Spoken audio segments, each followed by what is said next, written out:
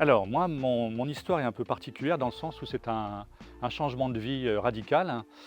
J'ai toujours voulu faire, chambre d'hôte, depuis très longtemps et j'ai choisi, le sud et j'ai trouvé une maison qui faisait déjà chambre d'hôte. La propriétaire de l'époque était déjà affiliée à Gîtes de France.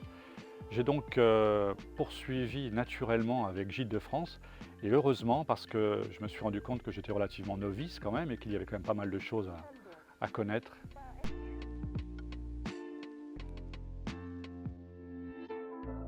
Alors, ça m'a apporté déjà un réseau, ça m'a permis de me faire connaître parce qu'effectivement, quand on arrive comme ça dans une région que l'on ne connaît pas au départ, c'est quand même important d'avoir déjà des repères. Avoir également une équipe, présente pour me guider, peut-être éviter de faire des erreurs et puis, rentrer déjà avec une marque, reconnue et connue qui, donc pouvait, bah, lancer l'aventure rapidement.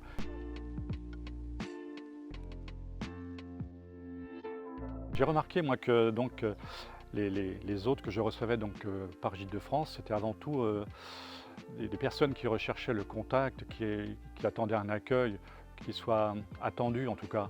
Mon rôle c'est d'avant tout de les mettre à l'aise bien sûr, de leur dire qu'ils sont chez eux et en leur parlant aussi de ce qu'ils peuvent faire, de ce qu'ils peuvent voir, ou aller manger par exemple et partir sur une belle expérience qui durera que quelques jours, mais au moins faire en sorte que cette expérience soit la plus belle pour eux.